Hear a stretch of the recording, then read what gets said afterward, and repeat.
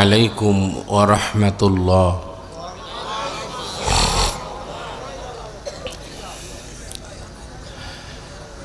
الحمد لله نحمده ونستعينه ونستغفره ونؤمن به ونتوكل عليه ونعوذ بالله من شرور أنفسنا ومن سيئات أعمالنا. من يهد الله فلا مضل له ومن يضلله فلا هادي له.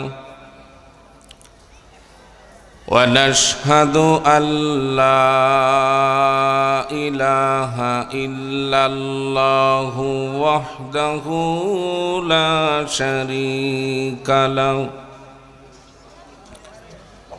ونشهد أن سيدنا وحبيبنا ومولانا محمدا عبده ورسوله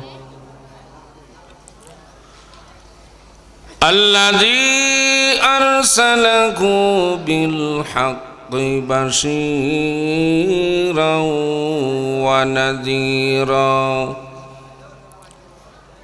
وداعيا إلى الله بإذنه وسراجا منيرا. فقد قال الله تعالى في كلامه المجيد وفرقان الحميد: أعوذ بالله من الشيطان الرجيم. بسم الله الرحمن الرحيم.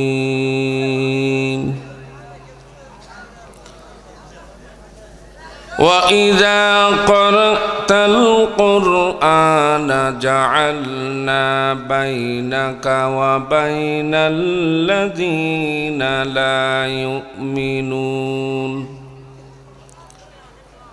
لا يؤمنون بالآخرة حجابا مستورا. إن الله وملائكته يصلون على النبي يا أيها الذين آمنوا صلوا عليه وسلموا تسليما. اللهم صل على محمد وعلى آل محمد كما صليت على إبراهيم وعلى آل إبراهيم إنك حميد مجيد. اللهم بارك على محمد وعلى آل محمد كما باركت على إبراهيم وعلى آل إبراهيم إنك حميد مجيد. بلغ العلا بكماله সকলেই পড়ি بلغ العلا بكماله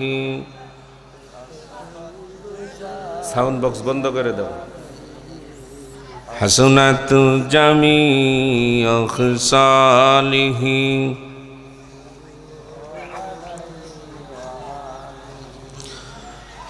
মুহাম্মদ মুস্তাফা তুমহি হাবিবে পাক জদাওরহু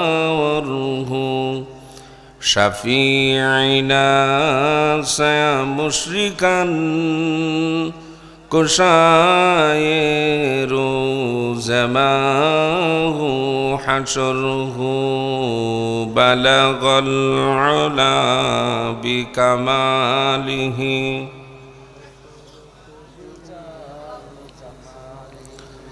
হাসনাত জামিউ খিসালিহি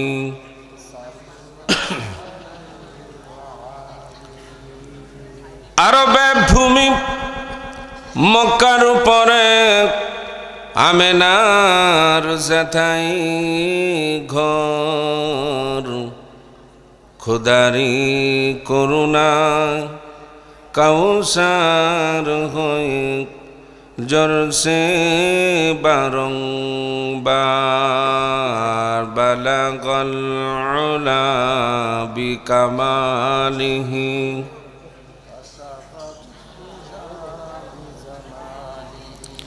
হাসনাত জামিউ খিসালিহি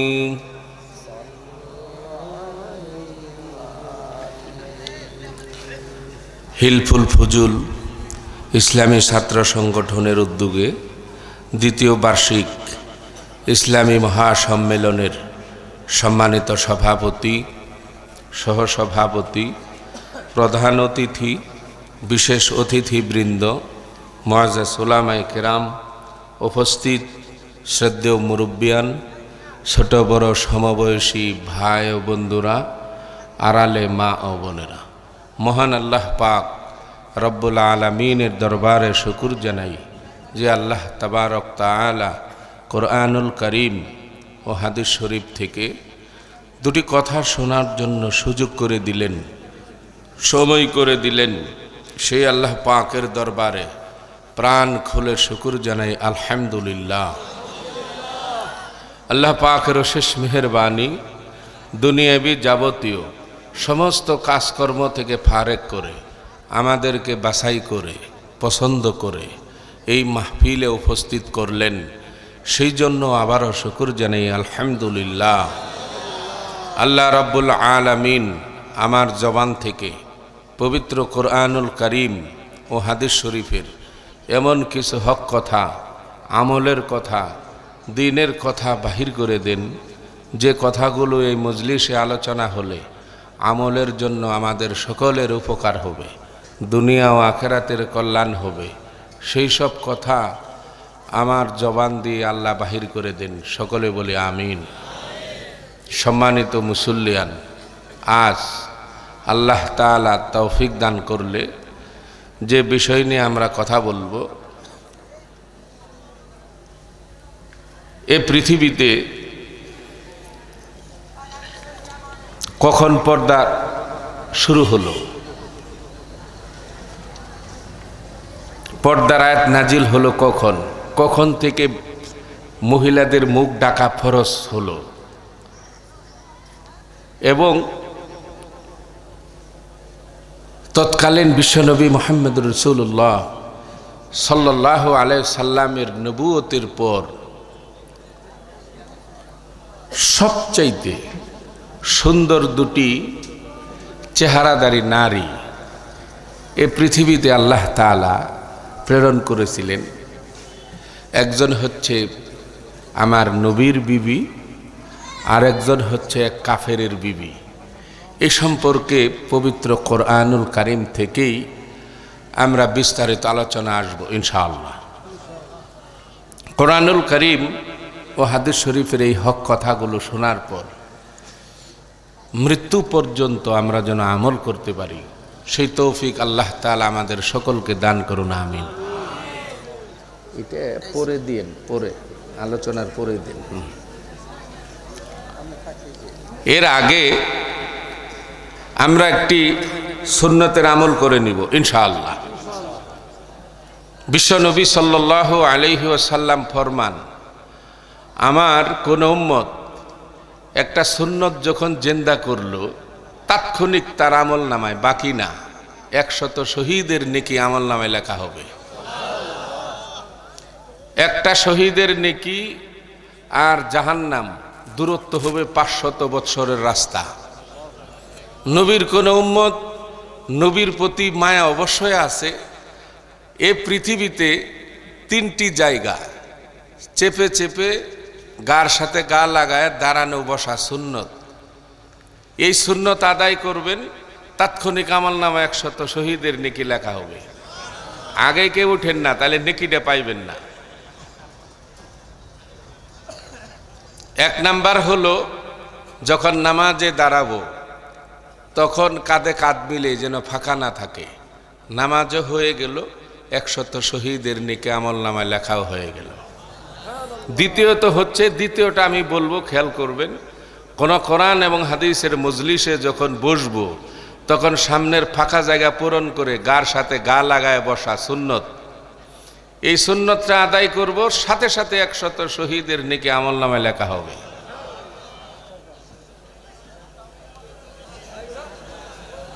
কেউ কথা না বলি, চুপে চুপে।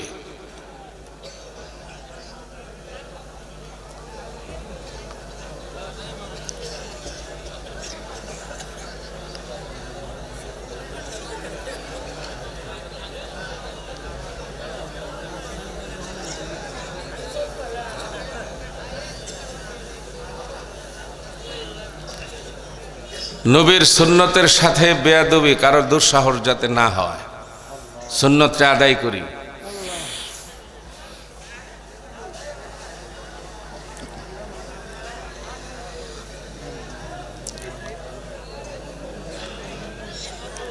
বসে যাই।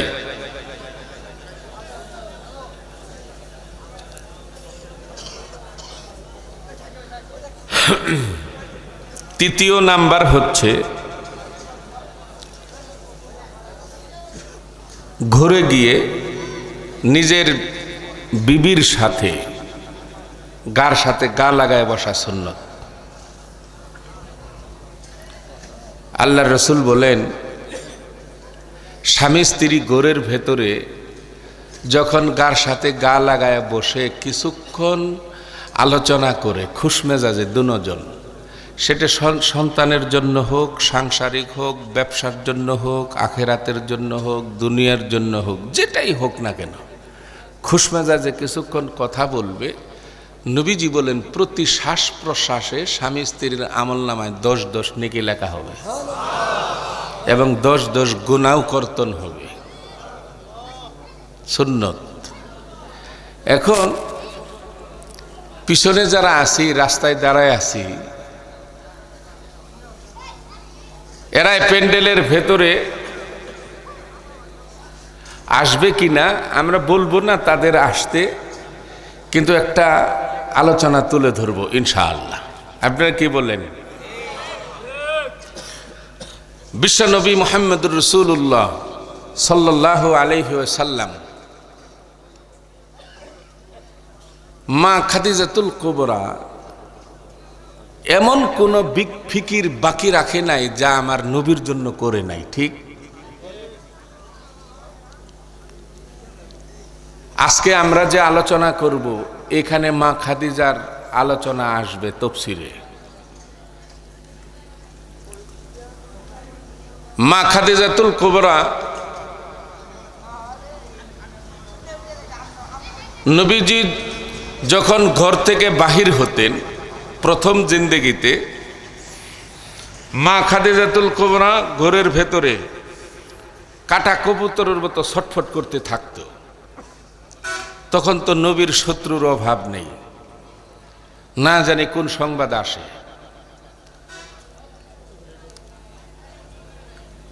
তো মা খাদিজাতুল কুবরা করতেন কি, নবীজি ঘর থেকে বাহির হলেই দরজার সাথে দাঁড়ায় থাকতেন, দরজার খিল লাগাই দিয়া।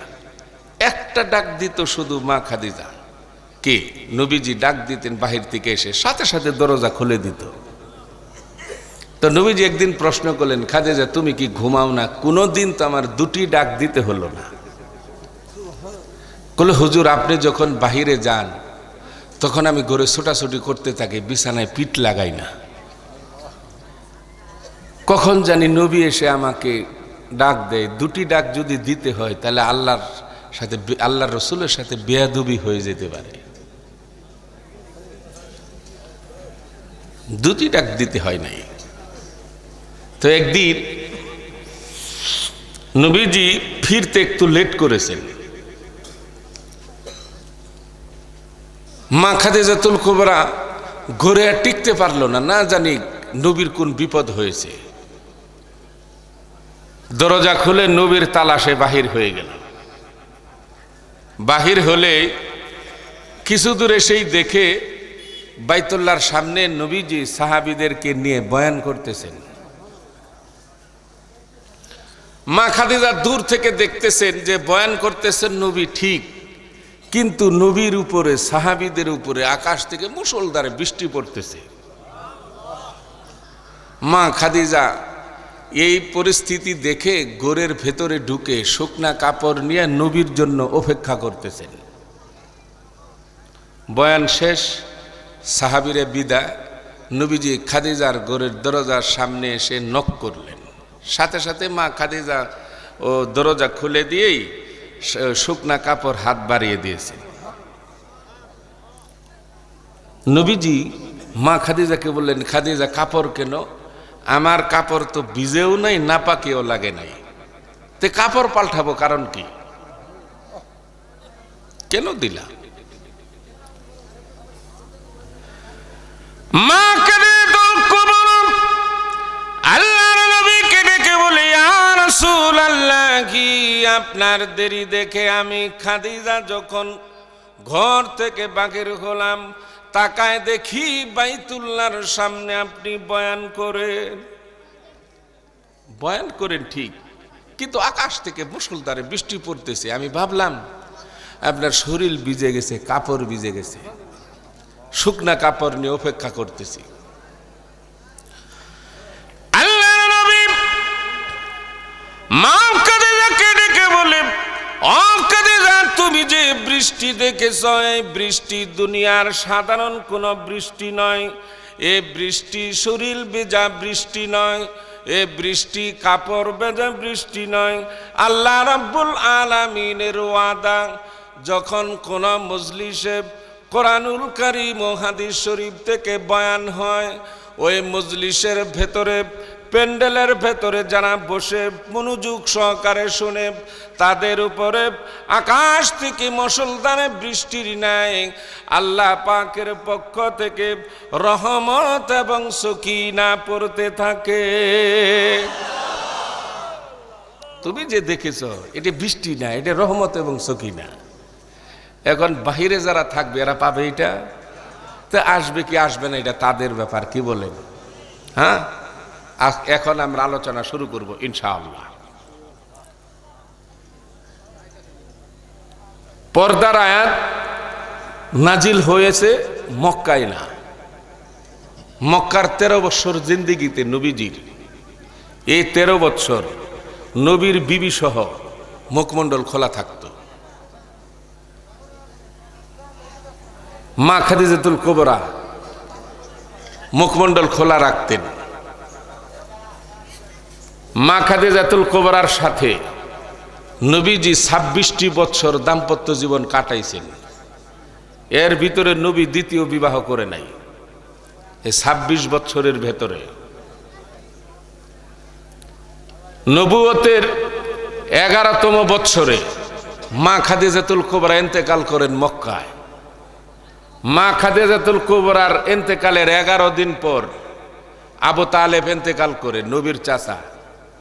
আবু তালেবের ইন্তেকালের 14 দিন পর নবীজি বুক বড় আশা আকাঙ্ক্ষা নিয়ে কালেমার দাওয়াত নিয়ে যান তায়েফের ময়দানে। তায়েফ থেকে আসার 14 দিন পর নবীজি সুস্থ হয়ে আল্লাহ পাক রব্বুল আলামিন নিয়ে যান বিশ্ব নবীকে মেরাজে।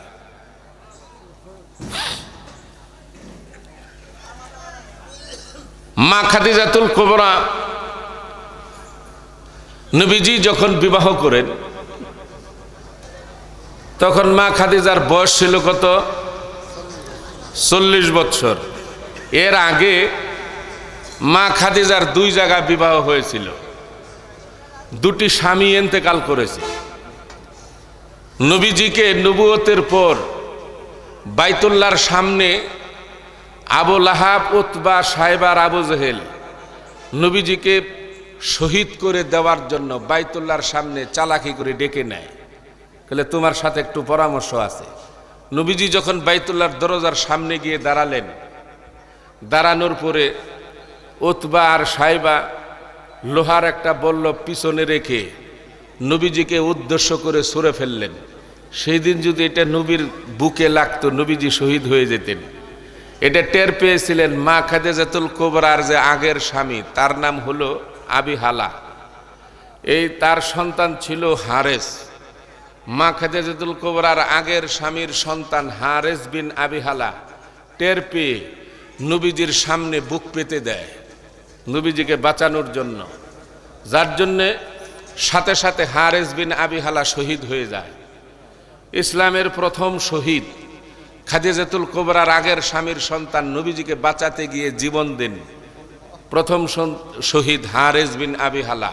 কিয়ামতের ময়দানে শহীদ দানের ভেতরে সর্বপ্রথম জান্নাতের সার্টিফিকেট পাবে হারেস বিন আবি হালা। মা খাদিজাতুল কুবরা দ্বিতীয় স্বামী ইন্তেকালের পর মা খাদিজা নিয়ত করেছেন আর বিবাহ বসবে না। বহু রাজা, বাদশাহ, সওদাগর বিবাহের প্রস্তাব দিয়েছে, রাজি হয় নাই। সারা বিশ্বে ব্যবসা ছিল মা খাদিজার, আর বিবাহ বসবে না। তো মা খাদিজা যেই কেশিয়ার নিযুক্ত করে তার ব্যবসার জন্য, সেই মেরে চলে যায়। একদিন আফসুস করে নবীর চাচা আবু তালেবের সাথে মা খাদিজা বলল, চাচা এমন একটি লোক পাওয়া যাবে ফাইন্যান্স সেক্রেটারি, যে আমার হিসাব এই বিভাগটা দেখবে। তখন আবু তালেব কয়, মা গো, তুমি যদি অনুমতি দাও তাহলে আমার একটা ভাতিজা আছে, নাম মুহাম্মদ সাল্লাল্লাহু আলাইহি সাল্লাম। কোলে সে আলামিন, বিশ্বস্ত এবং খুব আমানতদার, কোলে একদিন নিয়ে আসেন। তে নিয়ে গেল আবু তালেব, দেখে মা খাদিজার পছন্দ হয়ে গেল। চাকরিটা হয়ে গেল 25 বছর। আমি যেগুলো আপনারা শুনেছেন সচরাচর এইগুলো বলতেছি না। চাকরিটা হয়ে গেল। নবীর বয়স 24 প্লাস। তখন মা খাদিজাতুল কুবরা একটা দাসী রেখে দিলেন, নাম হলো মাইসারা। নবীজিকে ওই খানা পৌঁছাবে, কাপড় চোপড় ধৌত করে দিবে, বিছানাপত্র ঠিক করে দিবে, এটা একটা নিযুক্ত করে দিল। নবীজি বকরি চড়াতেন। এখানে একটা প্রশ্ন, প্রত্যেক নবী রসুলকে আল্লাহ বকরি চড়ায় নিয়েছেন কেন জানেন? কেন? উট, দুম্বা এইগুলো রাখাল বানাতে পারতেন, কিন্তু বকরি বানাইলেন কেন? কিসের জন্য বানাইলে জানেন? একটা লোক 10টা, 15টা, 20টা গরু নিয়ে একা যাইতে পারবেন, ঠিক? 20টা মহিষ নিয়ে একা যাইতে পারবেন, লাইন বাই লাইন চলে। 20টা উট নিয়ে যাইতে পারবেন একা, কিন্তু একটা লোক 2টা বকরি নিয়ে যাইতে পারবেন না। হ্যাঁ, ঠিক? একটা মনে করেন দূরে 5টা নেয়, পিছনের দিক 4 পা দিয়ে টেনে ধরবে, আর একটা দূর এদিকে যাইতে পারবেন না। যার প্রচন্ড রাগ, ওই ব্যক্তিকে যদি 4-5টা ছাগল কিনে দেন, 1 বছর পালে ওর আর রাগ থাকবে না, ছাগলে রাগ খেয়ে দিবে। যার জন্য পশুদের ভিতরে সবচেয়ে এলোপাথারি ভাবে, বিশৃঙ্খলা ভাবে চলাফেরা করে বকরি। যার জন্য এই বকরিগুলিকে একত্রে নিয়ে রাগকে হজম করার জন্য নবী রসুলদেরকে আল্লাহ ট্রেনিং দিলেন প্রথম। কারণ পৃথিবীতে ভিন্ন মতালম্বী লোক থাকবে, তাদেরকে এক কাতারে এনে ইসলামের দাওয়াত দেওয়া একটা কঠিন কাজ, ধৈর্যের দরকার। যার জন্য ধৈর্যের পরিচয়টা প্রথমে আল্লাহ শিখাই দিলেন। বকরি চড়াইতেছেন, এই মাইসারা নবীজির জন্য খানা নিয়ে যাচ্ছে। তো দূর থেকে তাকায় দেখে প্রচন্ড রোদ, কিন্তু নবী আমার যেই দিক দিয়েই যাচ্ছেন হেঁটে, মাথার উপরে এক খণ্ড মেঘের ছায়া নবীজিকে ছায়া দিয়ে যাচ্ছেন, যেন রোদ না লাগে। মাই সারা এটা দেখে মা খাদিজাতুল কুবরাকে কয়, কইলে রানীমা কি আজীব আপনার কর্মচারী, কি হয়েছে? কইলে যেদিকেই যায় খালি এক খণ্ড মেঘ তার উপরে যায়। তো গরিব মানুষ কিছু দেখলে তো সহজে বিশ্বাস হয় না, ঠিক না? তো মা খাদিজা কয়, ধুর পাগল, কি দেখছর কি না দেখছিস, এটা কি সম্ভব? বুঝেন নাই? আপনি যদি দেখবেন একটা গরিব লোক 5,000 টাকা দিয়ে একটা জামা বানায়, মানুষে বলবো যে এটা হয়তো পুরান, আর তা না হলে পইরা পাইছে, নিলামি, বিশ্বাস করবে না। আর যদি একটা ধনী মানুষ 50 টাকা দিয়ে একটা নিলামি শার্ট কিনে, বলে নিশ্চয়ই এটা জাপান নাহলে আমেরিকা থেকে নিয়ে আইছে, ঠিক না? মা খাদিজাতুল কুবরা কয়, ধুর কি দেখছিস কি না দেখছিস? তে মাই সারা কলে আমি প্রমাণ করে দিব, একবার যেহেতু দেখেছি আমি মিথ্যাবাদী না, সুযোগ আরো আসবে। তো কিছুদিন পর দুপুরবেলা খানা নিয়ে যাচ্ছেন নবীর জন্য, তখন তার নবী হয় নাই। তো নবীর জন্য, নবী কিসের জন্য বললাম, এটা আবার ভাঙ্গাই দিতে হবে। কারণ তাফসিরে কাবিরে আল্লামা ইমাম ফখরুদ্দিন রাজি রহমতুল্লাহ আলাইহি লেখেন, হযরতে আব্বাস রাদিয়াল্লাহু তাআলা আন রিওয়ায়াত করেন, নবীজির নবুয়ত সম্পর্কে জানতে চেয়েছিলেন হযরত আব্বাস, যে হুজুর আপনার নবুয়ত সম্পর্কে জানতে চাই। রাসূল আকরাম সাল্লাল্লাহু আলাইহি সাল্লাম বলেন, ও আমার চাচা, দুনিয়াতে 40 বছরে আল্লাহ নবুয়ত আমাকে দিয়েছেন, এটা ফরমালিটি। হযরত আদম আলাইহিস সালামের সৃষ্টির 14,000 বছর আগে আরশ মুআল্লা আল্লাহ আমাকে নবুয়ত দিয়েছেন। তাহলে আমি কি নবী বলতে পারি? এখন বলতে পারি? এটা ভাঙ্গাই দিলাম। আর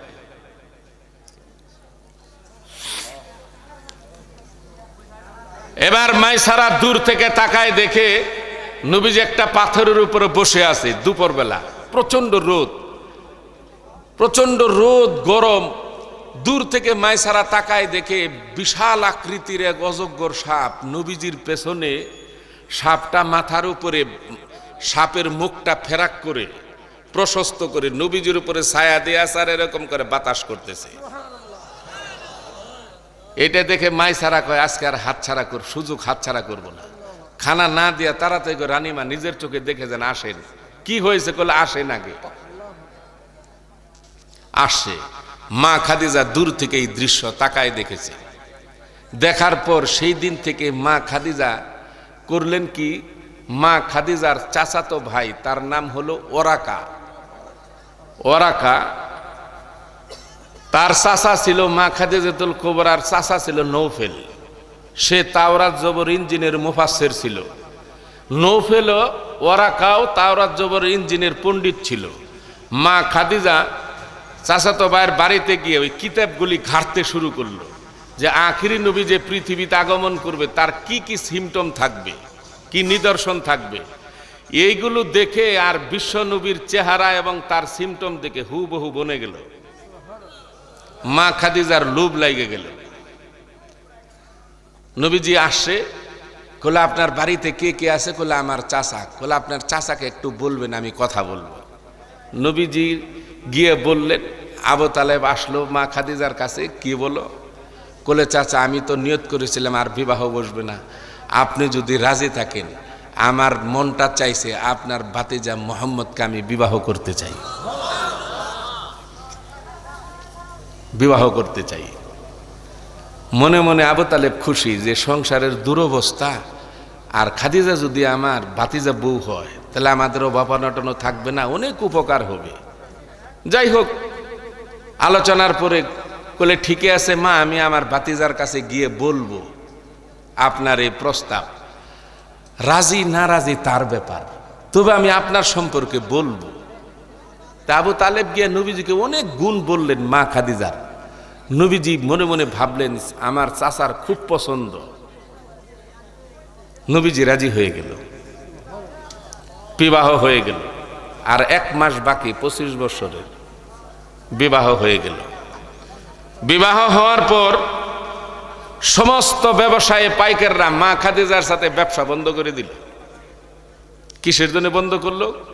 বলে এই মহিলা, এর নজর ছোট, কত রাজা বাদশাহ প্রস্তাব দিল, বিবাহ বসলো না। আরে মক্কা নগরের এতিম পুলারে সে বিবাহ করলো, তার নজর এত ছোট, তার সাথে ব্যবসা চলে না। মা খাদিজা টের পেয়ে নবীজিকে বললেন, স্বামী গো, আপনি সব পাইকারদের দাওয়াত করেন একবেলা খাওয়ানোর লাগে। দাওয়াত করলো। দাওয়াত করার পর খানা দানা কমপ্লিট, তখনও পর্দার আয়াত নাজিল হয় নাই। মা খাদিজা মুখটা বাহির করে সকলের সামনে আসলেন। আসার পরে বললেন, আমার সাথে আপনার ব্যবসা বন্ধ করলেন, আমার কি অপরাধ? কেউ কথা কয় না, কেউ কথা কয় না। মা খাদিজা কয়, কিসের জন্য ব্যবসা বন্ধ করেছেন? আপনারা না বললেও আমি জানি। কোলে তাহলে আপনিই বলুন। কোলে আমি মক্কা নগরের একটা এতিম পুলারে বিবাহ করছি এই জন্যে। কোলে আমগো মনের কথাটাই আপনি কইছেন। আপনার নজরে তো ছোট, কত রাজা বাদশাহ সওদাগর প্রস্তাব দিল, আপনি রাজি হইলেন না। একটা এতিম পুলার কিচ্ছু নাই, একে আপনার পছন্দ হইল, এই জন্যে আমরা ব্যবসা বাণিজ্য আপনার সাথে করব না। কোলে আপনারা অপেক্ষা করেন। ঘরের ভেতরে গিয়া মা খাদিজা আমার নবীর নামে সমস্ত সম্পদ দলিল করে দিয়ে দিলেন। দেখেন স্বামীর ইজ্জত সম্মান বিবি কেমনে বাড়ায়, কেমনে বৃদ্ধি করে স্বামীর সম্মান। আর আমগরে গুলা, হ্যাঁ, এটা আর বললাম না। সমস্ত সম্পদ লিখে দিয়ে দলিলটা নিয়ে এসে সবার সামনে এসে বললেন, ও মেহমানরা, এই যে সমস্ত সম্পত্তির দলিল আমি আমার স্বামী মুহাম্মদের নামে সব লিখে দিয়েছি। এখন আপনারা বলুন, আমার স্বামীর চাইতে মক্কা নগরে ধনাঢ্য দ্বিতীয় ব্যক্তি আর কে? ইজ্জত কেমনি বাড়ায়? সবাই হাত তুলে কয়, আপনার স্বামীর মতো দ্বিতীয় ব্যক্তি মক্কা নগরে ধনী আর নাই। কলে আমার স্বামীর মতন সৎ চরিত্রবান সৎ পুরুষ দেখান মক্কা নগরে দ্বিতীয়টাকে। সবাই বলল যে আর নাই। আমার স্বামীর বংশ কুরাইশ বংশ, এই বংশের সমপরিমাণ বংশ আরেকটা দেখান। সবাই বলল নাই। আমার স্বামীর মতন চেহারা সুন্দর এবং জোয়ান দ্বিতীয় আরেকটা দেখান। সবাই বলল নাই। কলে এখন আপনার স্বামীর সাথে আমরা ব্যবসা করব, কারণ আপনার স্বামী হলো মক্কা নগরের এখন ধনী। কলে ব্যবসা করবেন? কলে জি। চলে গেল সবাই। নবীজি ঘরের ভিতরে এসে মা খাদিজাকে বললেন, তুমি এটা কি করলে? কলে আপনার ইজ্জত আমার ইজ্জত। আপনার যদি ইজ্জত না থাকে আমি খাদিজা এই জীবন দিয়ে কি করব? দেখেন কি করব। সমস্ত সম্পদ লিখে দিল। আর শ্বশুর বাড়ি থেকে কিছু টাকা দিয়েছে আমনি রে, উঠতে বইতে খুঁড়া বাহাদুরি করো আমার বাপের বাড়িটা দিয়ে, ঠিক না?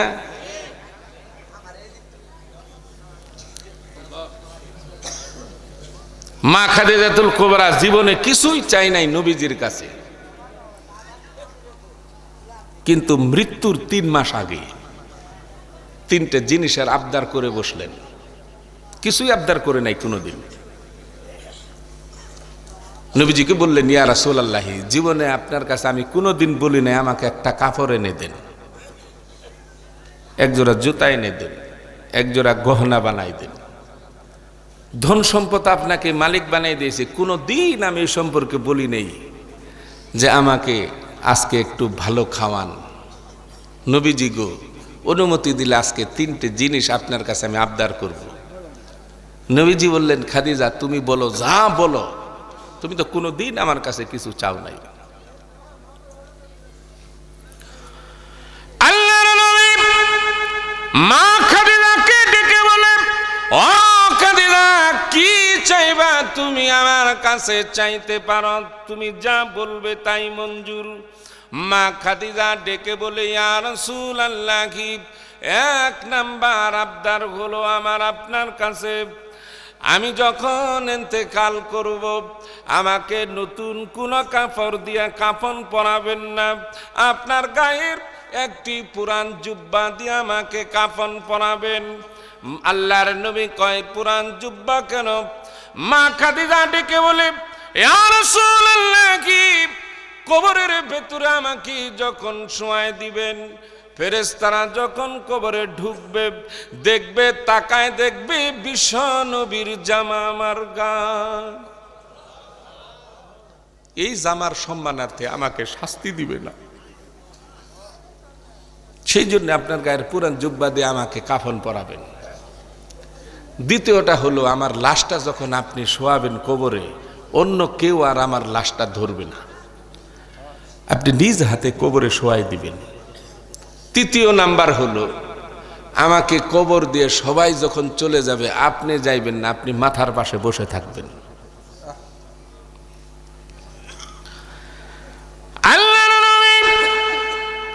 মা খাদিজাকে ডেকে বলে, খাদিজা গো, প্রথম দুটি আবদার আমার পক্ষে মানা সম্ভব, তৃতীয়টি সম্ভব নয়। কেন গো নবীজি, তৃতীয় আবদারটি কেন সম্ভব নয়? মা খাদিজাকে নবীজি ডেকে বলি, খাদিজা গো, আমি যদি তোমার মাথার পাশে বসে থাকি, আমার এতিম উম্মতকে কে দেখবে? উম্মত তো এতিম হয়ে যাবে। মা খাদিজা ডেকে বলে, ইয়া রাসূলুল্লাহ, সব সময় তো আপনাকে আমি আমার মাথার পাশে বসে থাকতে বলি নাই, শুধু এতক্ষণ সময় পর্যন্ত আপনি অপেক্ষা করবেন। কবরের ভেতরে ফেরেশতা যখন ঢুকবে, আমাকে সওয়াল করবে, আমি যদি জবাব না দিতে পারি, শাস্তি শুরু করবে ফেরেশতারা, আমি সইতে পারবো না। আমি যদি জবাবটা কবরের ভেতরে ফেরেশতাকে না দিতে পারি, নবীজি গো, কবরের উপর থেকে আপনি ফেরেশতাদের সওয়ালের জবাবটা দিয়ে দিবেন। জবাব শেষ হয়ে গেলে আপনি চলে যাবেন। নবীজি রাজি হয়ে গেলেন। মা খাদিজা ইন্তেকাল করল। ইন্তেকাল করার পরে নবীজি পুরান জুব্বা দিয়ে কাফন পরালেন। নবীজি কবরের ভেতরে নেমে গেলেন। খাদিজাতুল কুবরার লাশটা যখন কবরে শোয়াই দিলেন, নবীজির চোখের এক ফোঁটা পানি মা খাদিজার বুকের উপরে পড়ে গেল। চোখের পানিটা আল্লাহ রাব্বুল আলামিন হযরত জিবরাইলকে ডেকে বলে, জিবরাইল রে, আমার বন্ধুর চোখের পানি খাদিজার সিনার উপরে পড়ে গেছে রে। আমার বন্ধুর চোখের পানির সম্মানার্থে এই পানির উসিলা করে খাদিজাতুল কুবরার কবরের সাথে আমার জান্নাতুল ফেরদাউসের সাথে তুই সুরং পথ খুলে দে, কবরটা আলোকিত করে দে। নবীজি কবর থেকে উঠলেন। ওঠার পরে সবাই মাটি দিয়ে চলে গেল। সাহাবের একটু দূরে দাঁড়ায় আছেন, কিন্তু নবী যায় না, কাঁদতেছে। তখন মা ফাতেমার বয়স 7 বছর। মা ফাতেমা তখন নবীজির চোখের পানি মুছে দিচ্ছেন। নবীজি কাঁদতেছেন। মা ফাতেমা গিয়ে কই, বাবা, মাও কবরে, তুমিও যদি মার কবরের পাশে কাঁদো, আমরা কোথায় আশ্রয় নিব? বাবা চলো। নবীজি মা ফাতেমাকে বুকে জড়িয়ে ধরে কাঁদতেছেন।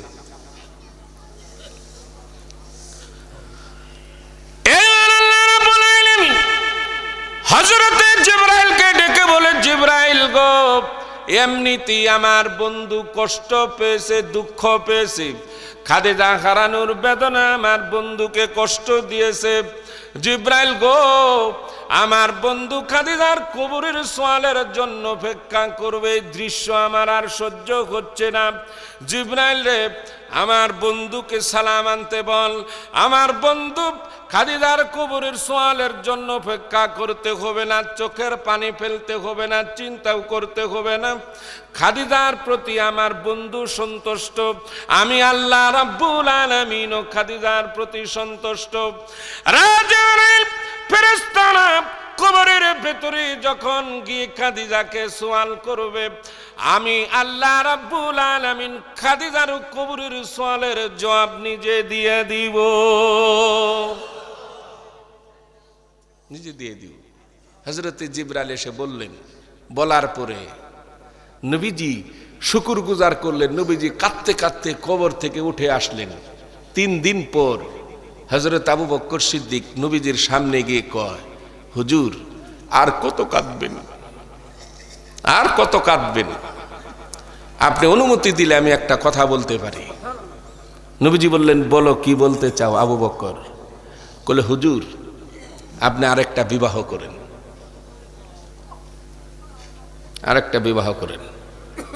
নবীজি বললেন, আবু বকর আমাকে বিবাহের কথা বলো না, আমার খাদিজার মতো নারী এই পৃথিবীতে আর আসবেও না, নায়ও। আমি খাদিজার কথা ভুলতে পারি না।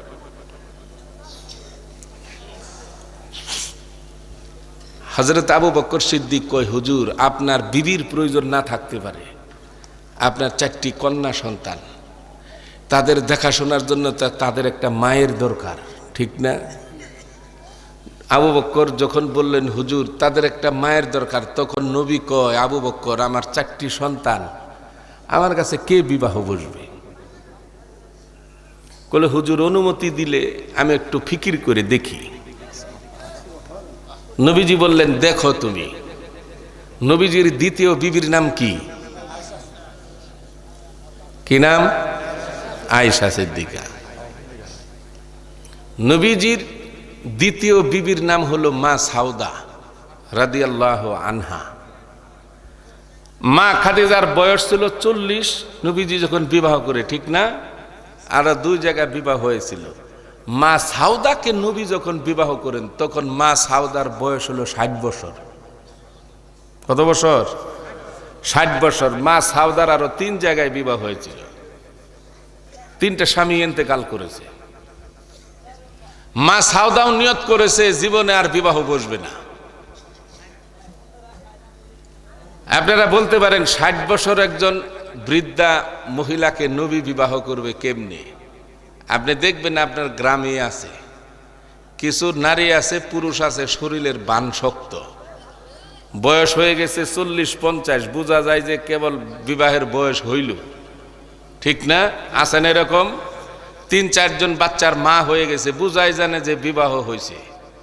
তো আল্লাহ তাআলা এমন সুন্দর চেহারা আর শরীরের আপনার গঠন দান করেছিলেন মা সাউদাকে।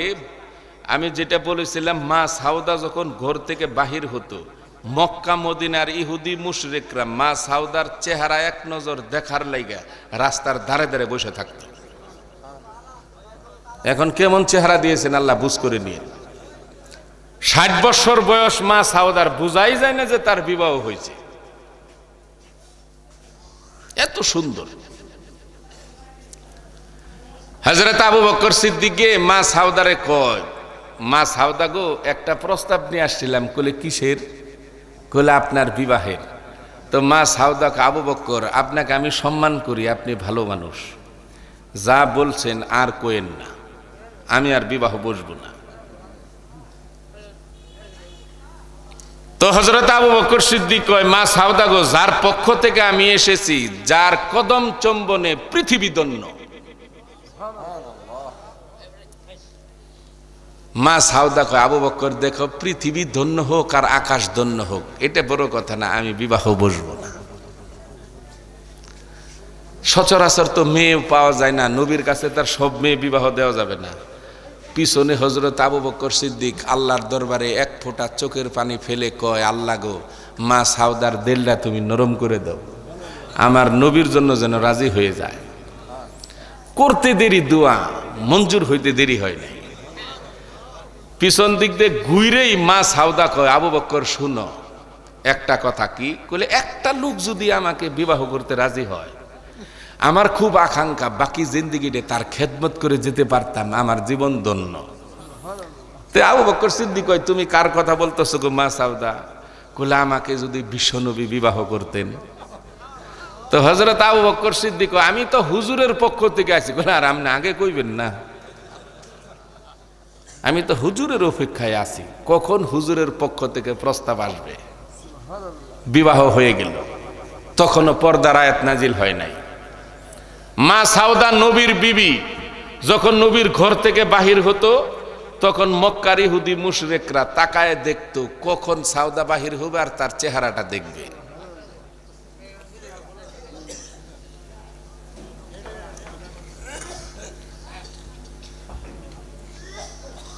নবুয়তের 13তম বৎসরে 13 বৎসর পর নবীজি মা সাউদাকে নিয়ে হিজরত করলেন মদিনায়। এই মক্কার 13 বৎসরে পর্দার আয়াত নাজিল হয় নাই। হিজরির 2য় সাল মদিনা মসজিদে নববীতে নবীর বিবিদের জন্য খুব খুব করে ঘর করা হয়েছে, পাশেই ঘর করা হয়েছে। এখন যে নবীজি শুয়ে আছেন বর্তমান যেখানে, এটা কার ঘর জানেন? মায়েশা সিদ্দিকা ওই রুমে থাকতো, ওইখানে নবীজি শুয়ে আছেন। এরকম করে খুব খুব করে বিবিদের জন্য ঘর করা ছিল। তো নবীজি সেই ঘরে মা সাউদাকে নিয়ে আসেন। মা সাউদা কোনো প্রয়োজনে ঘর থেকে বাহির হইল। আমিরুল মুমিনিন হযরত উমর রাদিয়াল্লাহু আনহু দূর থেকে তাকায় দেখতেছেন, মানে উমর রাদিয়াল্লাহু তাআলা আনহু নবীজির সাথে সাক্ষাতের জন্য আসতেছে মসজিদে নববীতে, কিন্তু দেখে যে নবীর ঘর থেকে মা সাউদা বাহির হইল। বাহির হওয়ার পরে মদিনার ইহুদি মুশরিকরা মা সাউদাকে দেখা কুদৃষ্টি দিয়ে আছে, হাসি তামাশা করতেছে, কুদৃষ্টিতে তাকায় আছে মা সাউদার দিকে। একজন সাহাবী হয়ে এটা কি সহ্য করতে পারে? আপনার তো শুনেই খারাপ লাগতেছে, ঠিক না? খারাপ লাগে না? আমিরুল মুমিনিন উমর রাদিয়াল্লাহু আনহু তাদের হাসি তামাশা কুবাক্যও শুনেছেন। যাই হোক, মা সাউদা যখন ঘরের ভিতরে আবার ঢুকে পড়ল, ইহুদি মুশরিকরাও চলে গেল। আমিরুল মুমিনিন উমর রাদিয়াল্লাহু তাআলা আনহু নবীজির সামনে এসে হাজির। সালাম দেখে, হুজুর অনুমতি দিলে দুটি কথা বলতাম। নবীজি বললেন, বলো, কি বলতে চাও? আমিরুল মুমিনিন বিশ্ব নবীকে ডেকে বলে, ইয়া রাসূলুল্লাহ, কি কোন প্রয়োজনে মা সাউদা যখন ঘর থেকে বাহির হয় আপনি কি মা সাউদাকে বলতে পারেন না মা সাউদা যেন মাথার উপরে বড় একটি চাদর ঝুলায় দেয় বা একটা কাপড় ঝুলায় দেয়, যে কাপড় যে চাদর দ্বারা পাদমস্তক ঢেকে যায়, তার চেহারা যেন না দেখা যায়। ইয়া রাসূলুল্লাহ, কি আমি নিজের চোখে দেখেছি, নিজের কানে শুনেছি, মা সাউদা যখন ঘর থেকে বাহির হলো, আমি দূর থেকে তাকায় দেখি মদিনার ইহুদি মুশরিকরা মা সাউদার দিক তাকায় আছে, কুদৃষ্টিতে তাকায় আছে, হাসি তামাশা করতেছে। আর যদি মা সাউদা পাদমস্তক ঢেকে ঘর থেকে যদি বাহির হতো, তাহলে কেউ এই কুদৃষ্টি আর দিতে পারতো না, ঠিক না? উমর রাদিয়াল্লাহু আনহু নবীজিকে পরামর্শ দিলেন।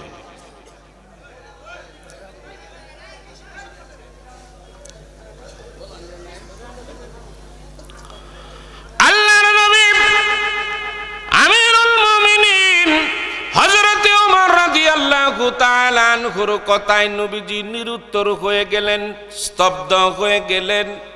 নবীজির মুখে কোনো ভাষা নেই। কিসের জন্য নেই?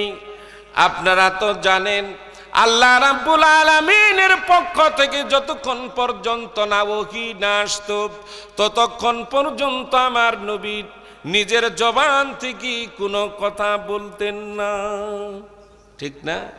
আল্লাহ কয়, আমার নবী যদি নিজের জবান থেকে কিছু বলতে চাইতো, তাহলে ওয়ালাউ তাকাওয়ালা আলাইনা বাদাল আকাউল, আমি আমার বন্ধুর কণ্ঠনালী কেটে ফেলতাম বা চেপে ধরতাম যদি নিজ থেকে কোনো কথা বলতো। যদি আমার বন্ধু নিজের হাত দিয়ে কিছু লিখতে চাইতো কোরআনের ভিতরে মন গড়া, তাহলে আমি আল্লাহ করতাম লা আখাজনা মিনহু বিল ইয়ামিন, তখন আমি তার ডান হস্তটা কেটে ফেলতাম যদি নিজ থেকে কিছু লিখতে চাইতো। আমার বন্ধু যা বলে যা করে সব আমি আল্লাহরই করা। নবীজি নিরুত্তর হয়ে গেল উমরের কথা, কারণ এটা ভালো না মন্দ তাও মন্তব্য করতে পারতেছে না, ঠিক না? আল্লাহ রাব্বুল আলামিন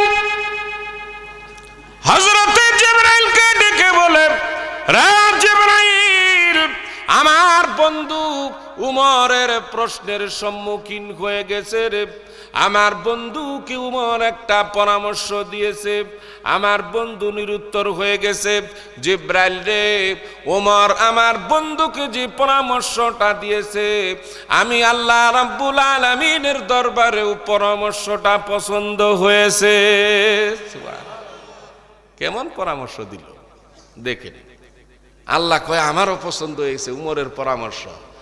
আমিরুল মুমিনিন হযরত উমর রাদিয়াল্লাহু আনহু জীবনে নবীজিকে 29টি উপদেশ দিয়েছিলেন। কয়টাও? 29।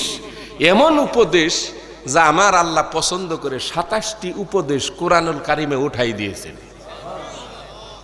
27টি উপদেশ। কেমন পরামর্শ! আর আপনি আমিও পরামর্শ দেই মানুষরে।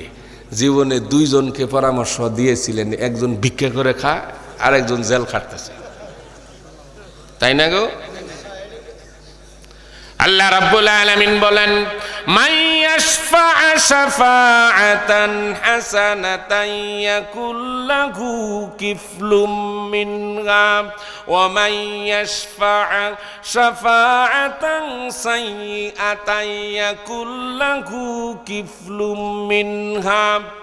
আল্লাহ রাব্বুল আলামিন বলেন, ও আমার বান্দারা, তোমরা আরেকজন ব্যক্তিকে যখন পরামর্শ দেও, তুমি যদি ভালো পরামর্শটা দেও, ওই ব্যক্তিকে ভালো পরামর্শ তুমি প্রদান করলে, ওই পরামর্শটা শুনে আমার ওই বান্দার ভালো হয়ে গেল, ইবাদতকারী হয়ে গেল, নামাজি হয়ে গেল, জীবনে সে 1 লক্ষ নেকি অর্জন করলো।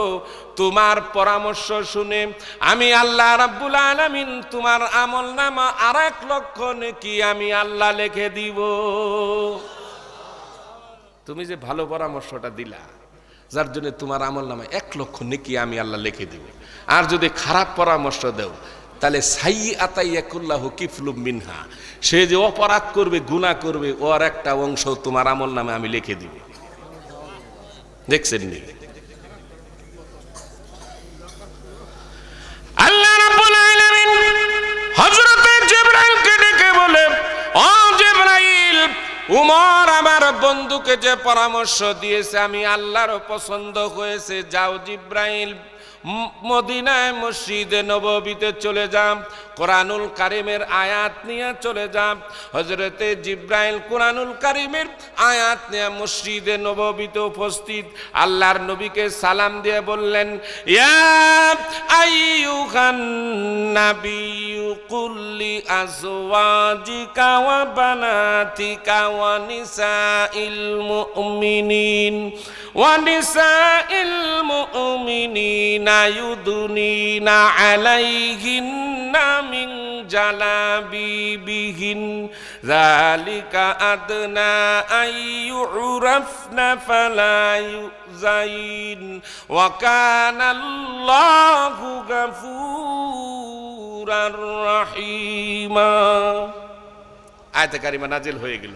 আল্লাহ কয়, ইয়া আইয়ুহান নাবিয়্যু, ও আমার বন্ধু, আমার হাবিব, কুল্লি আজওয়াজিকা, আপনার বিবিদেরকে, ও বানাতিকা, কন্যাদেরকে, ও নিসাইল মুমিনিনা, মুমিনা মহিলাদেরকে আপনি জানিয়ে দেন, ইউদুনিনা আলাইহিন্না মিন জালাবিবিহিন, তারা ঘরের ভিতরেই থাকবে।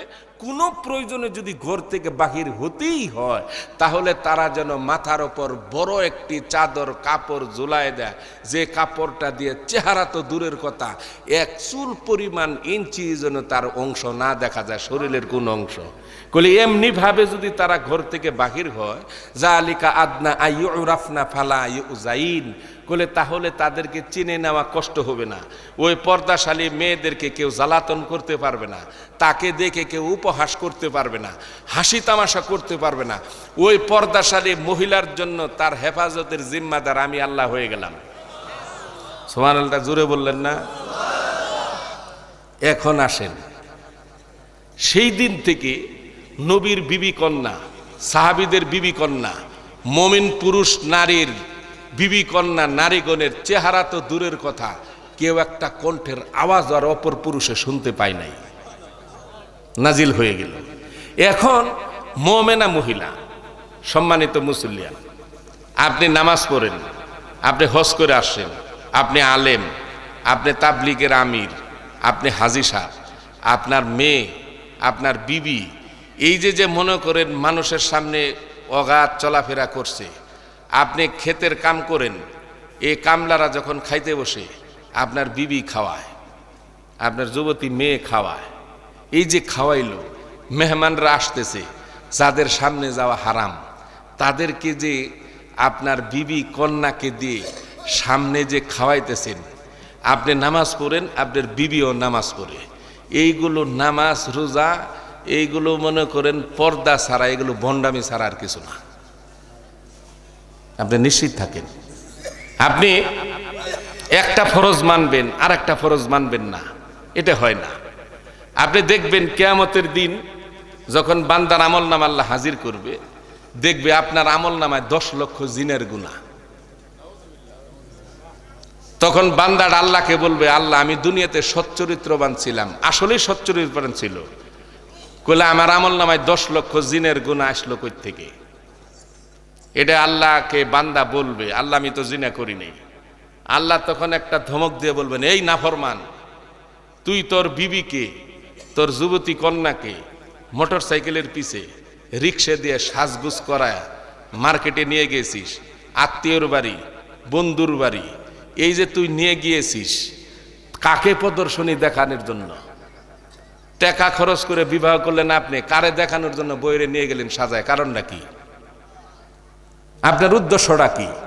তাহলে নিশ্চিত আপনার উদ্দেশ্য হলো মুনাফিকের উদ্দেশ্য, কারণ আপনি আপনার বিবি কন্যারে দিয়ে এই সমাজটা কুলসিত করবেন, এই নিয়তে আখ্যায়িত হইবেন। নিশ্চিত থাকুন আপনি। আমার কথা খারাপ লাগতে পারে, কিন্তু হক কথা।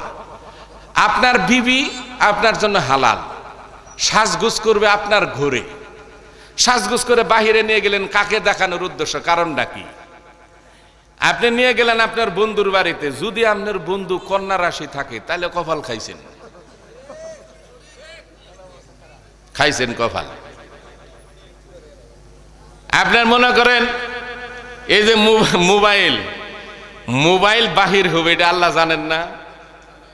হ্যাঁ, এই যে মোবাইলে যে কথা বলা, এই সম্পর্কে আল্লাহ কি কয়? সূরা আহজাবে আল্লাহ কয়, ইয়া নিসা আন-নাবিয়্যি, ও নবী, লাস্তুন্না কাআহাদিম মিনান নিসাই ইন তাকাইতুন্না ফালা তাখদুনা বিল কাউল। বলে আপনি মুমিনা মহিলাদেরকে বলে দেন, তারা যখন অপর পুরুষের সাথে কথা বলবে, আল কোরআন যখন কথা বলবে কর্কশ ভাষায়, নরম কোমল কণ্ঠে কথা বলবে না। হুকুম কার? আল্লাহর ডাইরেক্ট হুকুম। কারণ আপনি করলেন কি, দেখবেন অনেক সময় রং নাম্বারের ফোন আসে না? যারা মোবাইল চালান, মহিলাদের কণ্ঠে, মনে করেন আপনি কথা বলতে চাচ্ছেন, মহিলা এমন কিছু ভাষা বলে, ওই দেখে আপনি আর দ্বিতীয়বার ফোন দেন না, করলে এটা মহিলা খারা দরজাল গো, ঠিক না? আর বর্তমান সিচুয়েশন কি? আপনি বিদেশ থেকে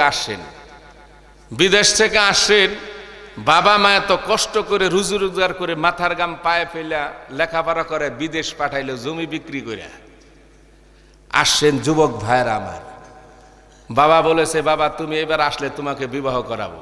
বিয়ের নাম শুই না একটা অ্যান্ড্রয়েড মোবাইল নিয়ে আইছেন বিবির জন্য। আর বাবা বলছিল, বাবা একটা ফোন আইনো, মাঝে মধ্যে কথা বলতে হয়। এটা 1100 নোকিয়া মডেলের আইনে দিয়েছেন 1300 টাকা দিয়ে। আসার পরে আপনি বিবাহ করলেন, বিবাহ করার পর একটা জিনিস খেয়াল রাখবেন, গুনাহ কোনখান থেকে শুরু হয়? অশান্তি। এই মোবাইল বিবাহ করে আনছেন, আপনার বউ সুন্দর মাশাআল্লাহ, আপনি গেছেন বাথরুমে, মোবাইল আসছে, আপনার বন্ধু ফোন দিয়েছে শেরপুরের। ফোন দেওয়ার পর আপনি বাথরুম থেকে বলতেছেন, এই দেখো তো ফোনটা কে দিয়েছে, রিসিভ করো তো। এই যে কপাল খাওয়াইলেন, প্রথম রিসিভ করাইলেন, রিসিভ করানোর পরে বন্ধুর কণ্ঠ এমন সুন্দর একটা মারছে হাসি, ভাবি আপনি কেমন আছেন, আসতে পারি না, এনতে 2 মিনিটেই কাম হারিয়ে দিছে। কন্যা রাশি তো জমা হেলাইছে 2 মিনিটেই। এখন মনে করেন কলে, ভাবি আপনি আসেন একবার শেরপুর, তে আমার বন্ধুটা কবে যাবে? কলে আছে আর 1 মাস। তো 1 মাস একদিন বন্ধুরে নিয়ে গেছেন, বিবিকে নিয়ে গেছেন বন্ধুর দোকানে, চিনে আইছেন, এই যে আর একটা কপাল খাইলেন। চীনে আপনি গেছেন গা বিদেশ, বিবির নামে অ্যাকাউন্ট কইরা। আরে আপনি কত বড় হারামখোর যে বাবা মা আপনাকে পাললো, বাবা আর মা টাকা মাইরে দিছে, সন্তানের বিদেশের নজির নাই, আছে নাই, কিন্তু বিবির নামে অ্যাকাউন্ট করে গিয়েছেন। এখন মনে করে রাত্রের বেলা ওই যে কন্যা রাশি বন্ধু শেরপুর থেকে ফোন মারে রাত্রে শোয়ার টাইমে, কেমন আছেন ভাবি, ঘুম আসে কিনা। আপনার কথা বলে একদিন শাশুড়িকে, বৌমা এত রাত্রে কার সঙ্গে কথা কইল, যে আম্মা ফোন দিছিল। একদিন, 2 দিন, 3 দিন পরে একদিন মার্কেটে গেছেন শেরপুর, যাওয়ার পরে কসমেটিক্সের দোকান তো বন্ধুর, ওইখান থেকে 550 টাকার কসমেটিক্স নেওয়ার পর টাকা দিয়ে কইলে, এটা কথা বললেন বাপি, আপনার কাছ থেকে টাকা নিব, দেখেন কি কামটা হইল। টাকাও নিল না। একদিন ফুট করে মনে করেন কথা বলতে বলতে ইউরোপ কান্ট্রিতে থাকেন, 1,15,00,000 টাকা অ্যাকাউন্টে জমা হয়েছে, টাকাও নাই, বউ নাই, এই মোবাইল। যার জন্য আপনি সারাদিন ফোন দিবেন, আমার বিবি ধরবে না, আমার মেয়েও ধরবে না, এটাই নিয়ম। সারাদিন ফোন দিবেন, এটা আপনারও নিয়ম হওয়া দরকার। আর বিবি কন্যা সন্তান বড় হলে